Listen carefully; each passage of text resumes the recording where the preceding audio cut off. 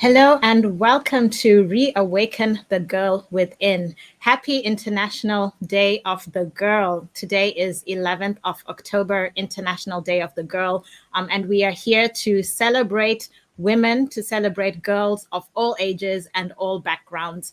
I'm really excited so this is the fifth session of our Reawaken the Girl Within. We've had an incredible couple of days. If you haven't checked out those sessions, please go ahead and do so.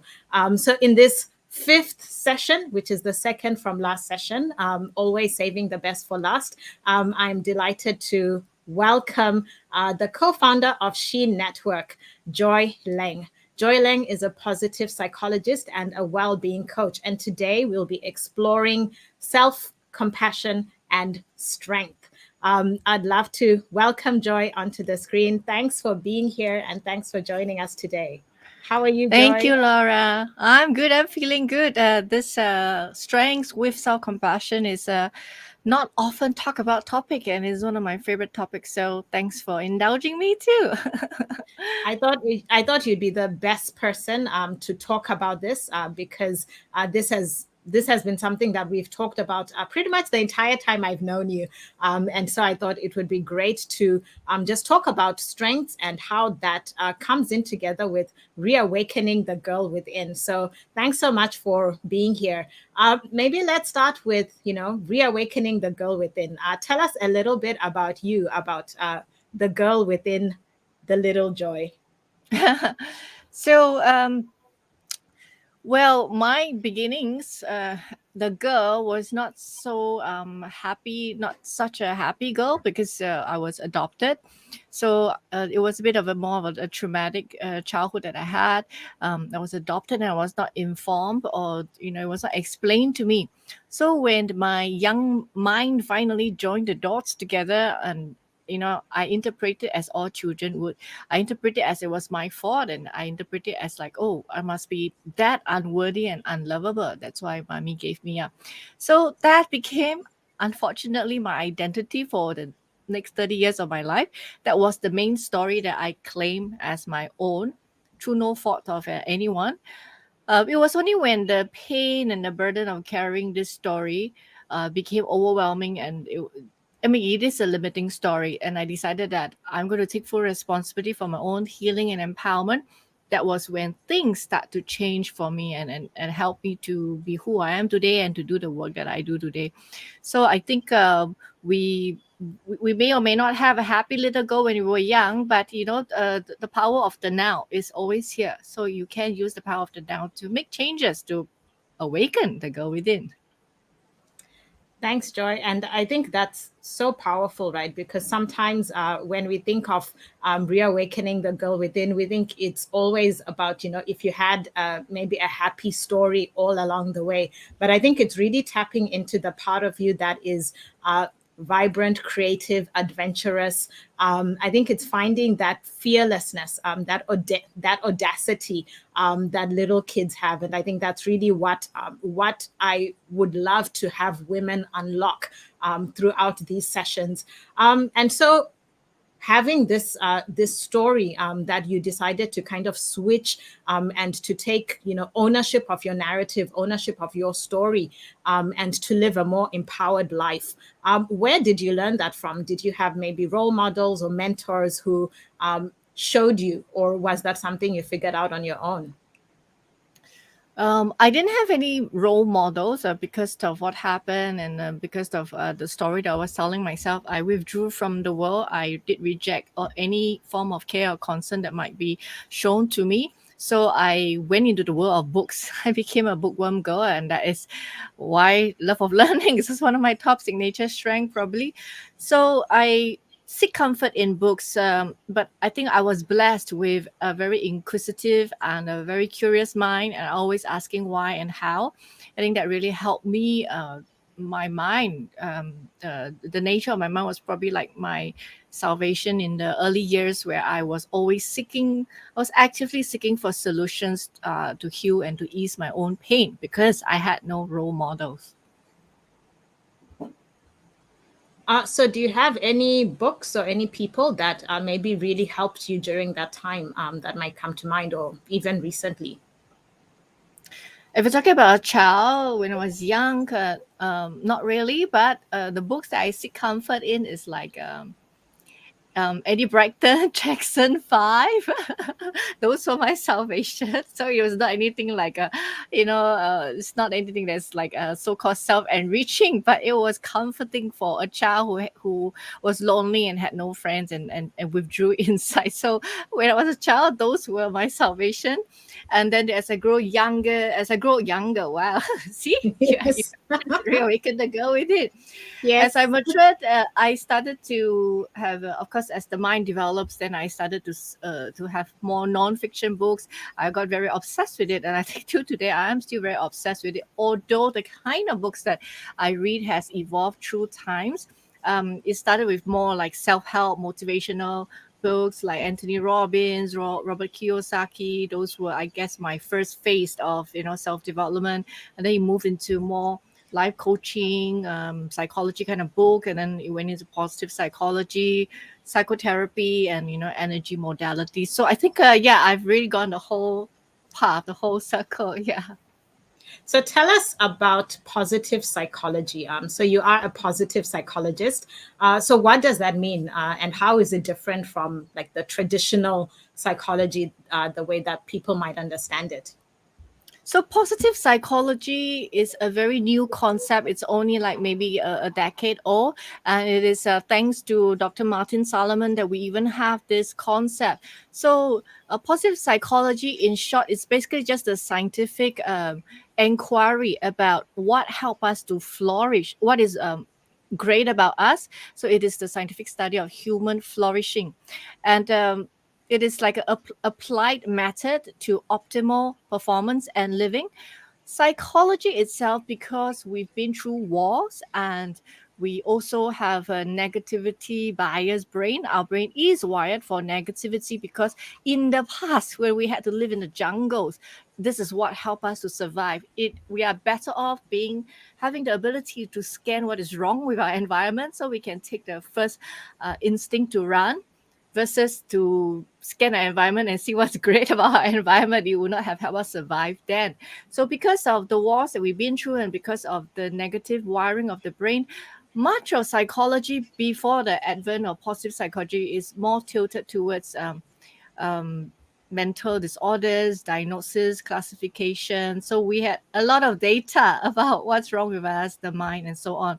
So positive psychology is, in a way, balancing the scale. It's basically investigating what's great about us, what help us to flourish, studying people who flourish, people who are mindful, people who are resilient, what makes them tick, and then using those data points to help the rest of us who might not be as resilient to be, on par with the ones who are flourishing.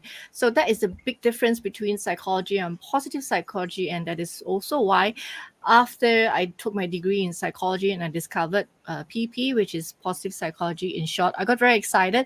I decided that that is what I want to focus on, to specialize in.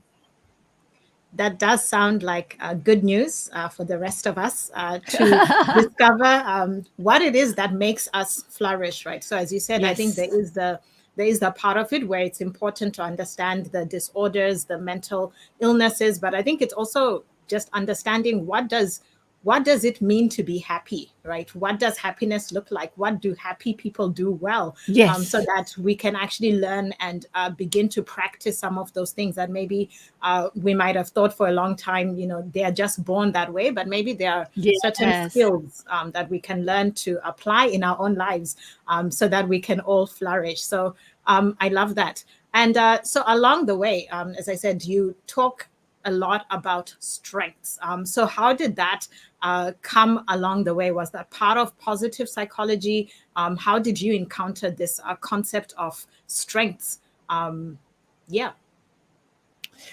Positive psychology is a broad umbrella. That's how I see it. It's like this huge giant tree, and it has many branches. So lots of topic that we are very interested in, especially in this pandemic where well-being has suddenly become a priority for many people. A lot of the topics that you're interested in is probably also falling under positive psychology. So it's like a broad umbrella. It has mindfulness, it has resilience, it has well-being, it has emotional intelligence, and so on. So what attracted me to positive psychology when I was in my education was when I first learned about the concept of post-traumatic growth, PTG, concept created by Dr. Martin Salomon. I was very smitten by the idea because all of us know what is PTSD. All of us, even the layman on the street, understand this term, PTSD, post-traumatic stress disorder. But how many of us have actually heard of this other term, right, which is post-traumatic growth? Very few of us, but it is to me equally, if not more important than the concept of PTSD. It is the idea that you can be better, stronger because of the so-called bad things that happen to you in life. And we just take a moment and think about that. That is just going to radically reframe everything that you have ever thought about all the bad things that you have encountered. I was very taken by this concept, and then when I try to draw relevance to my own life, I understood, and I could see that, oh yeah, PDG is real and it is applicable, and everyone says so. It's what you focus on. So I was very drawn to this, and that was the thing that got me diving, like really paying full attention to positive psychology and trying to decide if this is what I want to focus on. So it was the post-traumatic growth. The other two concepts that were the game changer for me in PP, where I decided I'm going to go all in, was strength and self-compassion. Self-compassion because it's such a untouchable topic in Asian cultures. I think we don't really talk much about that. We generally, I feel, we live in a suck it up society. If something happened to you, you should just, that sucks. Suck it up. Life goes on. We are not given space, and it is not normal. It's not okay to be not okay, right? And we see our parents, our mothers doing that, right? They just march on because that is our mentality. So to be able to find a place where self-compassion is taken seriously, there's even scientific research behind it, that was a turning point for me. And I guess also because my own personal healing journey was at that point when I was also exploring self-compassion. Then comes strengths. So because thanks to my positive psychology education, I learned that one of my top strengths is zest. So it should be no surprise that a topic like strengths would be very highly energizing for me. So I was very smitten by it. I loved how empowering people are when they when I help them to discover their strengths and activate their strengths, how they are so energized, happy, whether it's individual or even a team strength training.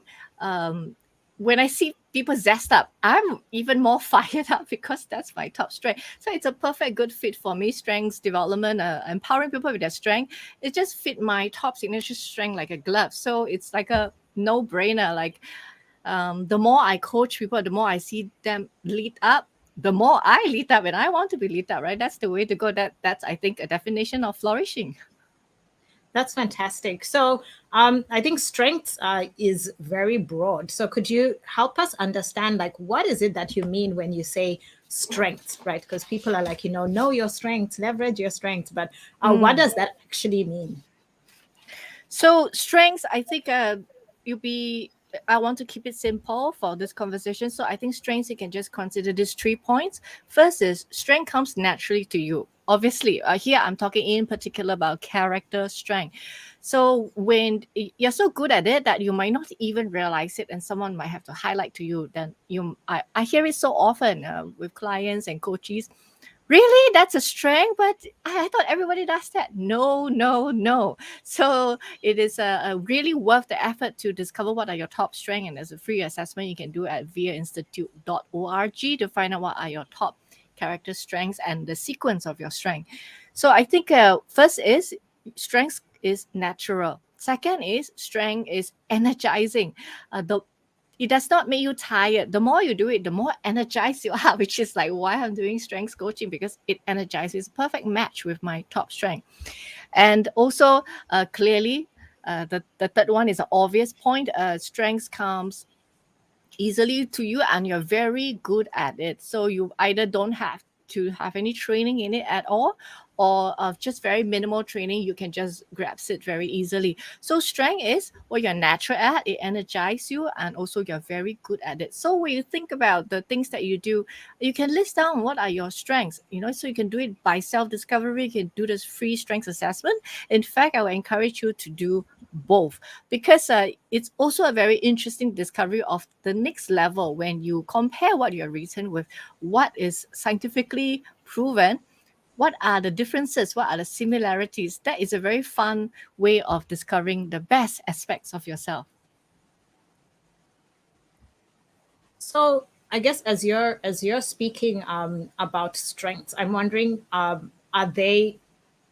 we born with it? Like, is it something that comes naturally? Is it something that is developed, right? Because then there's this idea of nurture versus nature. So maybe people in a certain environment become strong at certain things, but some people, even despite the environment, seem to flourish with certain strengths. So where do strengths come from? Well, that is always the million question, isn't it? People are always, oh, am I born with it, or is it a skill? So I want to highlight that yes, obviously in your DNA, your parents would have blessed you with certain things, right? So you would have certain inclinations towards a certain way of being or certain behavior. But I want to highlight there is a lot of power in the environment, in the how you respond. So if it's just the way that genes works is if certain things activated, it's like, for example, unfortunately, not sure if I am being the bad news bearer, but the reality is we all have cancer cells, right, in our body. Every one of us have. But are you activating those cancer cells in your environment and with the way you're responding to it? So likewise, we can have something, the possibilities of something, but it's about always coming back to how you are responding to it. And here I want to share one quote by Bruce Lipton that I think is very beautiful. He says that just like a single cell, the character of our lives is determined not by our genes, but by our responses to the environmental signals. So I think what is more important than what is given to you is your own response. And that response is your responsibility, your response ability. So if you're able to respond with your strengths, by tapping your strengths and activating that for peak performance, for your own well-being, that's when strengths become real. It is the benefits that manifest in your life. So I think we shouldn't be focusing on, oh, whether am I born with it or not, because there is a certain fatalistic energy about it that I don't like.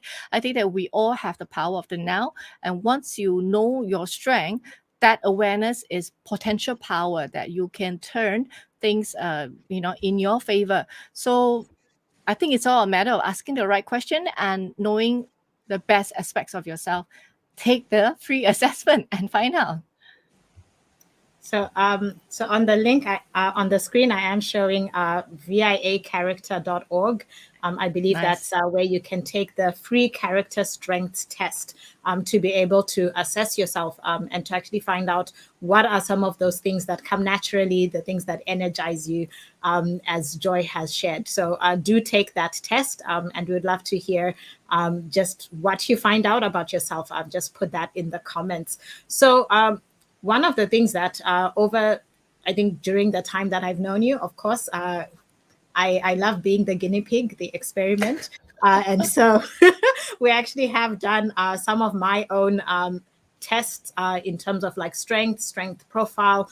And I wonder if you could maybe talk about how can we apply some of these strengths, right? So it's like, now that I know my strengths, and one of the things I found very interesting with that was like the learned strengths, and then the strengths that come naturally, and then overusing your strength. Like, I had no idea you can overuse a strength. So could you could you talk about that? Like, you can be so good at something that it can possibly become detrimental to you. And I think that's an important conversation to have that I think we often aren't aware of. Mm. Yes, it's tend to shock people that, oh, there's such a thing as overusing my strength, but it's good, right? So that is, I guess, the very natural first reaction. But if you carefully think about it, yes, of course, there is such a thing as overusing anything. If you look at all your favorite superhero movies, they don't overuse their strength, because when they actually do overuse their strength, what happened actually is disastrous. It's disastrous. So you have to be mindful, and I think you need to be discerning when, how to use your strength, and in what quantity. So I like to, when I teach strengths coaching, I like to use the analogy that you are the DJ of your life. We all have our own unique blend, unique combination of superpowers. Someone else might have the same sequence of superpower as you, but you will be expressing it and exhibiting it very differently in real life, also based on your interest, your inclination, your culture, and so on. All this plays a factor. So it's like you have your different strengths. So it's just like the DJ who's mixing, right? Not every song is the same template. Just this is fine for every song, right? It doesn't, every song you have to shift, you have to change, then the sound becomes music and it's not noise pollution. Likewise with your strength, knowing how to say your top strength is spirituality and learning and social intelligence. How do you mix it in a different situation? Strength of honesty, a very interesting strength.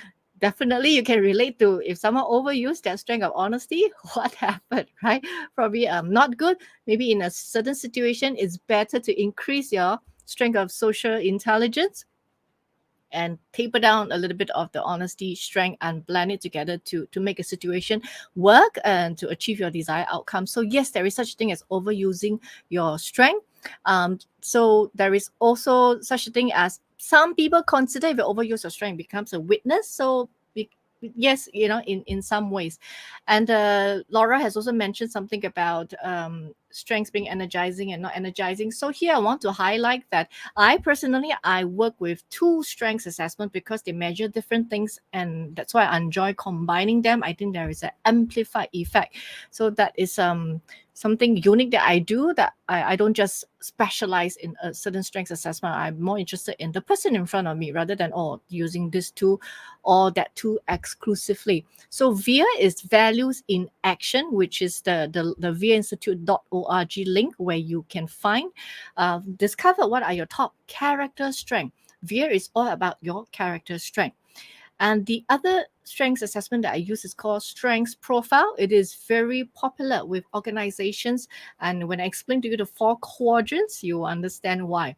So Strengths Profile is not about character strengths. It measures 4 different categories, which are the realized strengths, unrealized strength, learned behavior, and weaknesses. So you notice there's a very interesting category called the learned behavior. There's quite a lot of gold in this category.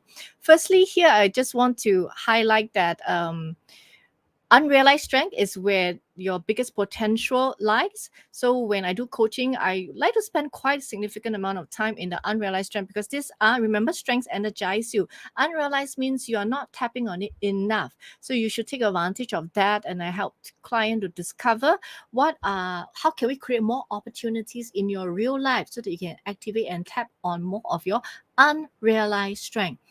Now, the learned behavior is a very interesting category that is one of the reasons why I appreciate strengths profile, because you won't find it in even other strengths assessment that's out there in the market. But I find it really makes a lot of sense to me, and it could be a game changer for someone. So the learned behavior is basically an area where you things that you're good at, you have acquired. So it's like your skills, right? In our lifetime, we have accumulated a lot of different skills to cope, to meet with demands, work in life, in family, and so on. Now, learned behavior are what you're good at.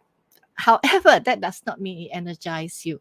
That is huge. If you need to do it for a short-term project, yes, go for it, because you're good at it. You've really clocked the hours to be good at it. However, if it's a long-term project, then I would advise you to think about using it only when it's needed, at the points where it's needed. So it is like an in-out strategy when it comes to your learned behavior. And also do not, this is one very common mistake, do not confuse your learned behavior with your strength. Strength energize you. Remember, point number 2 is you enjoy it. The more you do, the more you enjoy it. It doesn't make you shagged. It doesn't make you very tired after that. You just want to do more of it. Okay, that's a clue. That's your strength. But if it's something that you're good at it, you can do it with your eyes closed. However, when you think about it, does it really energize me? Not really. Then that's probably your learned behavior, not your realized strength. So can you see how powerful, fun strengths profile is? So will you imagine when you do a coaching, you combine character strength, discovering what is your top character strengths together with what are your unrealized strength, learned behavior, how powerful that would be. And then you can mix and match your character strength. And then there's, of course, the last one, weaknesses. Very like a time bomb area during my coaching. Nobody wants to go there because it's depressing, isn't it? Talk about your weaknesses. However, again, that's what I like about strengths profile, where you talk about your weaknesses from the context of your strength, because remember you have your 4 quadrants with you from the context of your strength. So I now realize, wow, these are my weaknesses. Okay, so how can I use my strengths to offset my weaknesses? How can I lessen the times when I need to use this, which is my weaknesses, when required, when needed? When can I use my learned behavior to offset my weaknesses? And you also have your character strengths if you did your V assessment, right? Does the weakness feel so depressing? Probably not so much, because you're looking at your weaknesses from the lens of strength. So you see, like living life, strength-based living, and engaging the language and the lens of strength is very empowering. So even when you have to talk about or analyze depressing things like your weaknesses, things that you're not so good at, it's like you're cool about it. So that's my experience with my clients. I think one of the it was actually quite powerful for myself, having gone through the strengths profile and realizing some of these so-called unrealized strengths. I think one of them for me was, if I'm not mistaken, it was I think it was something like Spotlight or something like that, where I actually have the capacity to, do stuff like this, talk to people, and actually be able to engage people, kind of, women in leadership limelight, right? So kind of bringing other people into the limelight and sharing their stories. And so I think really having that profile of what is it that is unrealized. I think the other one for me was being a catalyst, right? To invite other people into partnership and help them to realize their strength, partner together with projects. So I think there is a lot of value in actually exploring some of these strengths. And you might actually find new avenues opening up for you that you may not have actually realized that are there and that are possible. So, Joy, you've talked about the work that you do with women, and you've said, I think in some of our conversations that there have been some shifts in terms of how you work with strengths, and you talked about a kind of yin yang approach that you are now using that has evolved over time. What was that shift, and how has it changed how you're working with people now?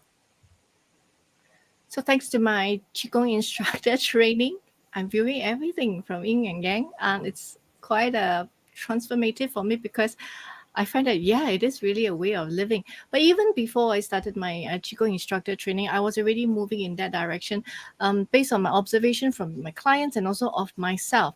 Like, take for example, last year when the pandemic struck, I feel very privileged to have learned everything that I've learned in life. Taking full advantage of my top strength of love of learning.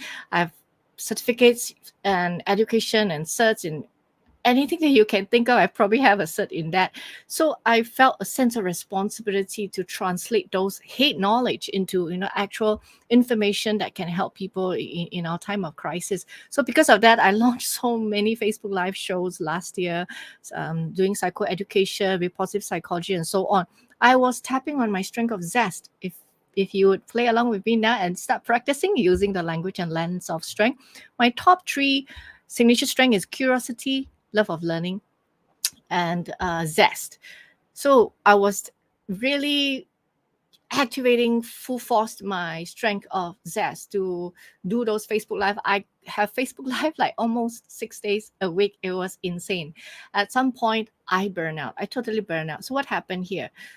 I overused my strength, right? So that's when I was so exhausted because some people find it shocking because they say, "Oh, you look so natural on Facebook Live," and so on. But actually, that's like being in the limelight and all that is actually a learned behavior. It's not my strength. It does not energize me. It was a skill that I learned well, so I know how to present myself. But I'm an introvert. I'm a bookworm girl. Remember, I'm quite happy being left alone with my glass of red wine and books.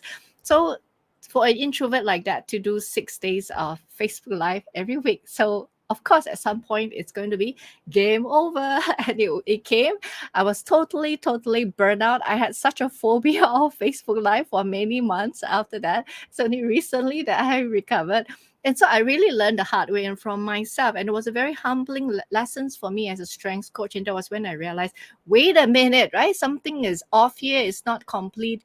And so that was when I went into soul searching. I did a 2 days of Vipassana retreat for my birthday. And it was really a huge blessing. I learned so much about myself, and also the Heartesian wheel came from the meditation retreat. So it almost felt like a gift. I was gift with that knowledge. So that was also when Heartesian wheel has mindfulness, self-compassion, character strengths, heart brain coherence, body mind coherence.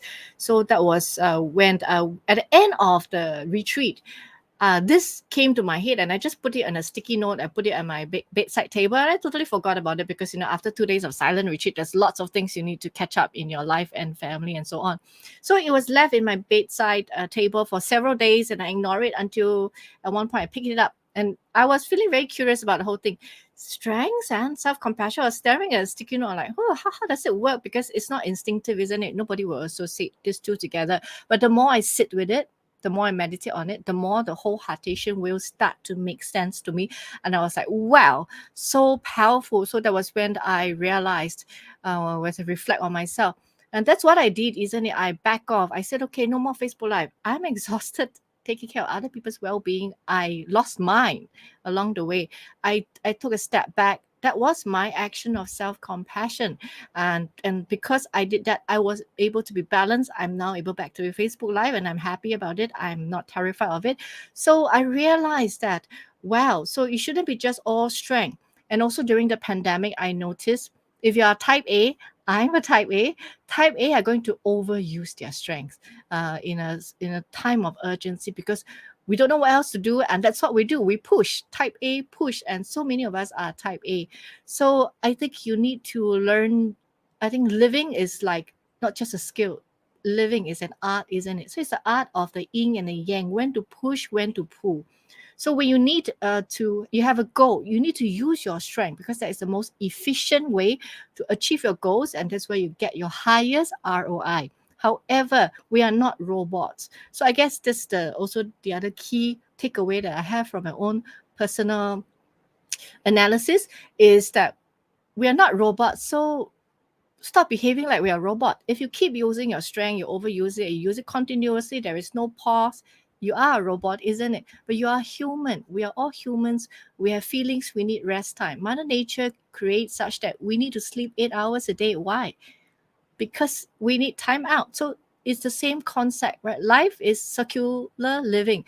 But when you just use strengths and you ignore everything, you suppress the parts of you that's not strong, you deny, maybe are even shameful, feeling ashamed of it, then you're living linear. But life, if you observe Mother Nature, is circular. There's a time to activate yourself, to bloom, mature, and there's a time to die, right? Because if you don't die, you cannot be fertilizer and have another new list of life. So it's about circular living. So I think the yin and yang here that I've accomplished, that I decided that moving forward, this is my Heartesian framework, is knowing when to use your strength to achieve your goals, get the ROI high, knowing when to back off, rest, forgive yourself if you made some mistake, and do whatever you need to nurture yourself. So that is the yin of that is the yin of self-compassion, being able to do that, knowing when to do what, and not like charging all the way. You're not a robot, you're a human. So I realized when I coach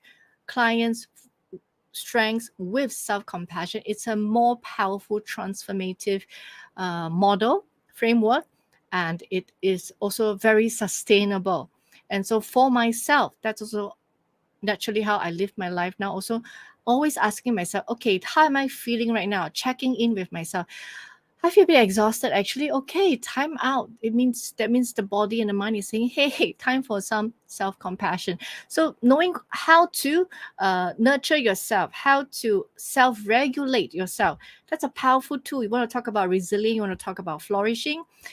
I think this is the tool. Learning when to use your strength, learn to time out and give yourself compassion, give yourself space.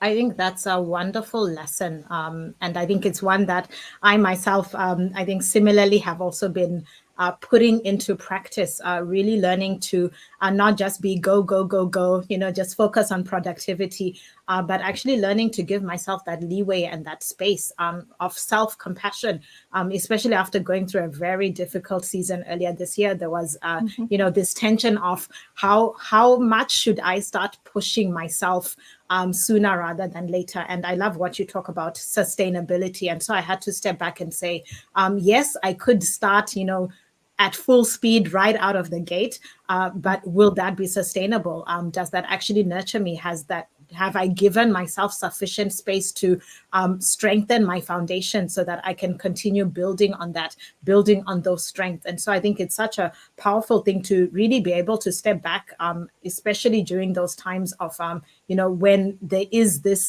tension between, yes, you do need to be productive. There are goals that you need to achieve, but at the same time, as you said, it's cliche, but the whole we are human beings, not human doings, and so just kind of learning to sit with being. Who am I being? How am I showing up? Am I actually taking care of myself so that I can actually do everything else that I meant to do? And so I think, you talk about acknowledging and soothing the parts of us that are afraid. What does that mean, and what does that look like in practical terms when maybe someone's at this point where they are like, yes, I do need to honor my feelings. I do need to sit with that. What does that look like? I think there is a psychotherapy modality called parts therapy, and it basically talks about the concept that our personality is comprised of several parts from our subconscious. We all experience that in our daily life, isn't it? Where there's one part of us that is so excited and wants something. There is also at the same time another part of us that is fearful about this thing that we want. So even in NLP, as Laura, you would know, NLP also have many techniques in addressing that the parts of you that's in conflict. So if you can resonate with that, guess what? You're normal. Good news. So the thing here is you want to be in alignment. So you're being able to acknowledge the all parts of yourself instead of acting brave or sucking it up. It can be a very liberating process to actually admit that you are scared. Okay, if you belong to that category. On the other hand, if when you're in fear, being able to acknowledge that you do have parts that are brave, that is strong, and that can also be very inspiring for you to take action and to have reprieve from anxiety and from disaster mind. So being able to acknowledge every part of you. So really, we are also coming back to self-compassion, the yin and yang of self-compassion. So when it comes to yin and yang, for my training, I talk about actually three different parts. One is the yin and the yang of strength, the yin and the yang of self-compassion, and the yin and the yang of using strength with self-compassion. So when it comes to strength, the yin and the yang simply just means knowing when and where and how and in what quantity to use your strength, right? So knowing when to use it, when not, and make sure that you're not overusing it. So the yin and yang of strength, making sure that you're striking a balance. The yin and the yang of self-compassion, what does that mean? The yin of self-compassion is the part where you nurture yourself. It's about mothering yourself. It's like the tigress that is licking its cub, nursing them while they're sleeping and so on. So it's you having that cup of tea, and time out is you allowing yourself to have that nap. Okay, so it's the nurturing part, being able to nurture, also taking care of your inner child. So that is the yin of self-compassion. The yang of self-compassion is the fierce part, the protective part. So here is where the lioness is charging out. They're attacking the predators because her babies are in danger. So the yang of self-compassion is you activate the part of you to take action to protect yourself because your well-being is being violated or some boundaries are crossed. So that is the yang of self-compassion. So knowing when to have the yin, when to have the yang of self-compassion. So a very good question to ask yourself right now is, okay, when I think about self-compassion, to begin with, how would you rate yourself from 1 to 10? 1 being I'm not compassionate to myself at all, to 10 is I'm compassionate to myself at all time. Where are you right now? So that is the first question. And then the second question would be, okay, so what do I have more of? Regardless of what number you are on the scale, do you have more yin? Do you practice more yin or do you practice more yang self-compassion? Right? Then from there you will naturally know what you need more of because you want to strike a balance. And also depending on your current context and situation, what do you need more of? Oh, so self-compassion is no longer. So what I loved about why I come up with this concept is because self-compassion is hard to grab, isn't it? It's like, what exactly is it? Because we're not taught in school, unfortunately. Hopefully the generations to come will have all this very important psychoeducation, but we don't. So I found it very helpful when I come up with the yin and yang self-compassion to explain to the client. Then they're like able to categorize and analyze. Oh, okay. Well, yeah, I think I need more yang. I don't speak up for myself enough. I realize that I always keep quiet. I don't speak my truth. I don't say no when I actually really mean no. I would just say yes. So having that self-discovery using the yin and yang of self-compassion is very empowering, very powerful. And then there is the yin and yang of strength with self-compassion, meaning the yang is using your strength. The yin is being able to accept yourself if you have made any mistake, and you don't beat yourself up and say, oh, why didn't I use my strength? No, don't go there, right? So knowing when to do the yin, which is self-compassion, when to do the yang, which is to use your strength to achieve your goal, when to balance the yin and yang of using strength with self-compassion. So these are categorized way that can help you to really put all this in action so that character development, strength development, and self-compassion is not vague, and you cannot really know how to quantify and how to apply in your life. So using these categories would be helpful for the mind because the mind always need a sticky framework. Very helpful, very practical as well. I love how you talk about almost that nurturing isn't just like the soft part of yourself. It's also the stepping out, the protective parts of yourself. Yes.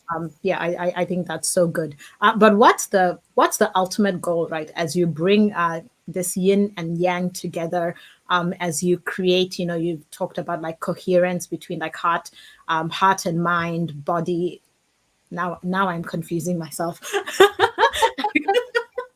When you talk about the coherence between heart, brain, and mind and body, what's the goal in kind of bringing all of these together and creating this sense of coherence? So the coherence part is very common for people to be confused. So you're good, you're normal, because coherence is not our daily word, isn't it? It's not like a word that we like, being strong, using your strength. That is an everyday language, but coherence is not, which is also exactly the reason why. Well, there's two reasons why I'm using the word coherence. One is because Heart Math Institute use this term. That is the exact term. So I need to honor that because that's where my training comes from. Secondly, is also because it is not a common word, we need to bring it into the community. Just like self-compassion is not really a common word, isn't it? Being kind to others, we get it. Self-compassion, what is that? Right? Like I even have clients, I have one client that really left a deep imprint in my heart and really, I think, started burning my flame, my determination even more when she stopped me in the middle of coaching, and then she was trying to understand what exactly I mean by self-compassion. And this is a lady in her like older than me, like she maybe in her late 40s, 50. And she stopped me and then she said, wait, this self-compassion thing that you're referring to, it like, do you mean self-pity? Like in that split second, she completely Oh, shattered wow. my heart. So I was like shocked, and I was trying to not show my shock. But that was when I realized how important my work was and how I must press forward, because we really need to psychoeducate. Self-compassion is really like, a lot of people have no clue what it means. So likewise with the word coherence. So I want to keep bringing up this conversation, keep using these terms until it becomes hopefully one day a part of daily life.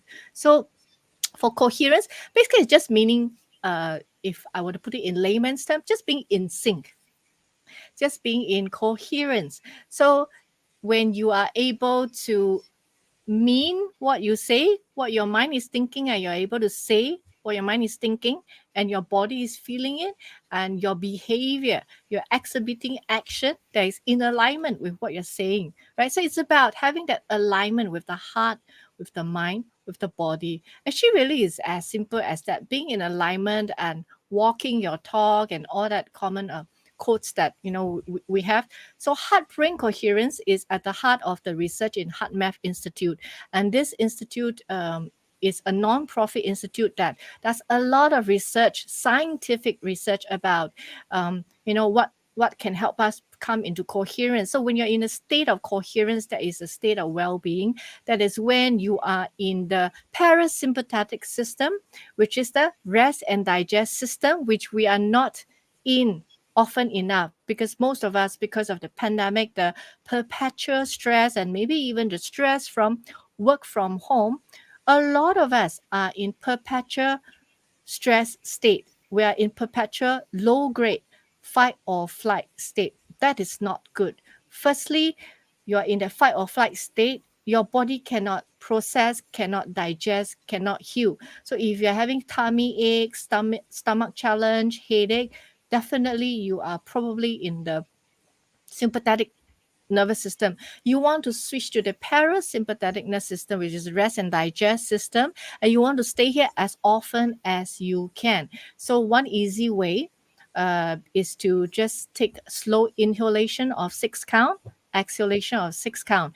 So in heartation framework, what I teach is place your hand on your heart. Is especially helpful if you are kinesthetic and you need to have that bodily sensation. So place your hand on your heart and then just inhale for 6 count and exhale for 6 count. Do that for 5 minutes. And it's really as simple as that. You'll be surprised. Your heartbeat will slow down. You are then shifting into the right nervous system that can help your body to digest and rest. Because when you do something as simple as this breathwork technique, you are telling the brain, using the body to tell your mind, hey, it's safe. We're okay.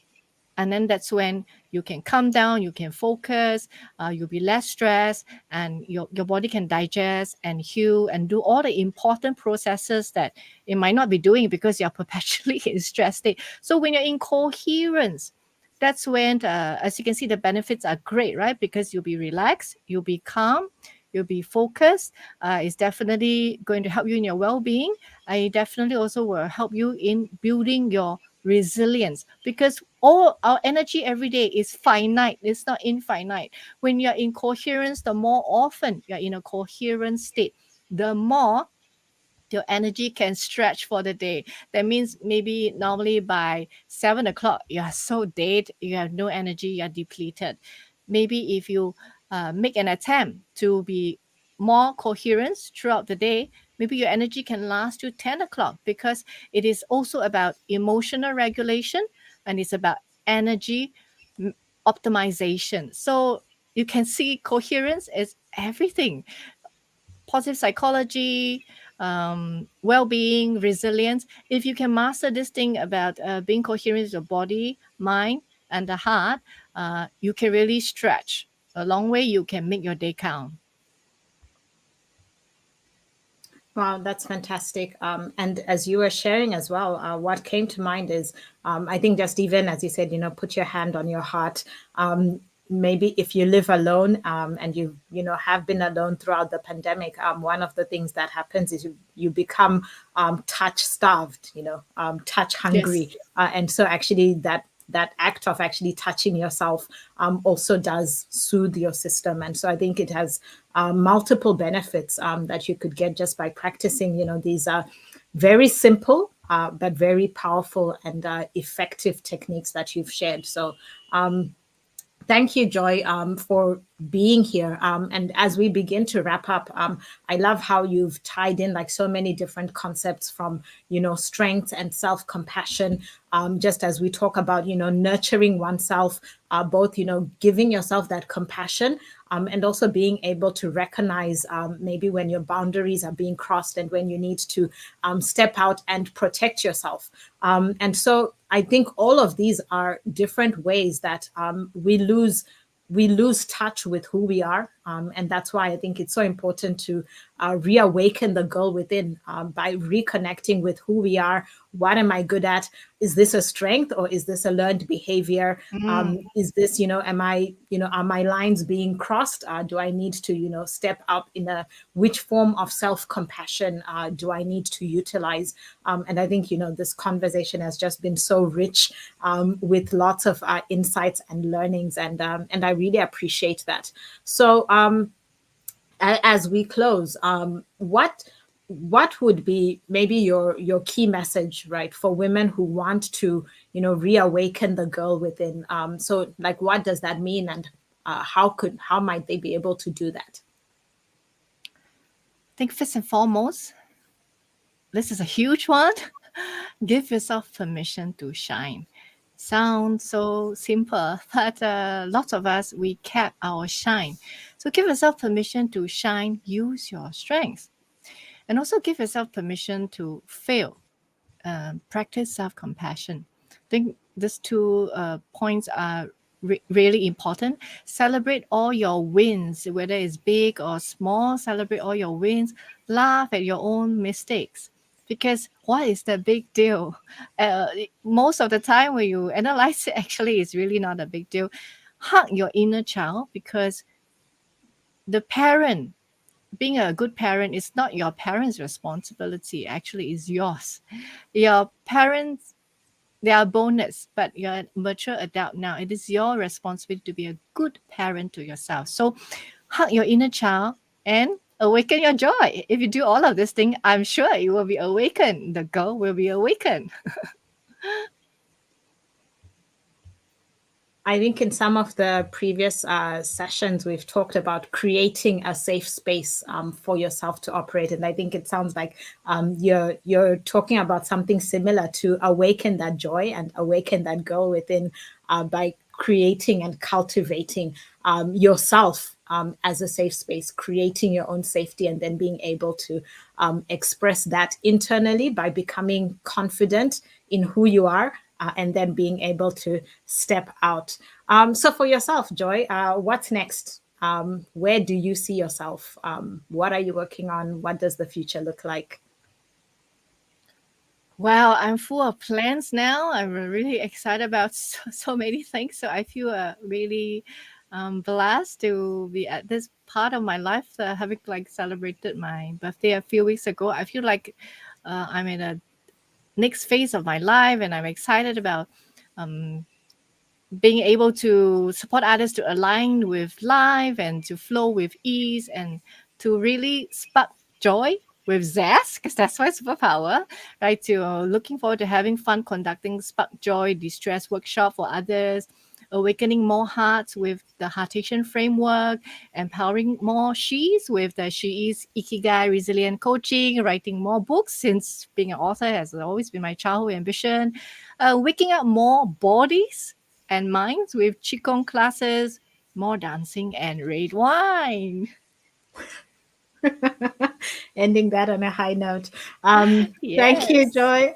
So where can people find you? Where can they connect with you? So you can check out heartation.com, heartation.com, or our Facebook page is Joy Super Pack with Joy Method. And I'm on LinkedIn, so you can just Google Joyleng. My surname is unique, so I'm sure you'll find me. So JoYLENG. Fantastic. Thank you so much, Joy, for being here and for joining us for our Reawaken the Girl Within. So, this is hosted by Women in Leadership Limelight, and we talk about the success path. So, it starts with embracing your path, enhancing your skills, empowering your team at work and at home, and then embodying your legacy. And I think, Joy, a lot of what you've said can fit into multiple parts of this success path. I think, especially when it comes to embracing your path, having that self awareness, self discovery, creating that vision, as well as, strengthening your sense of grit and resilience. And so I do encourage the women to take the strengths test and do follow up with Joy as needed. So thank you so much. So as we close, what are your closing words? What are your thoughts for women in leadership as we chart the way forward? I think that it will be the same advice as what I've shared about reawakening the girl within. I think, work on being your strongest and kindest self.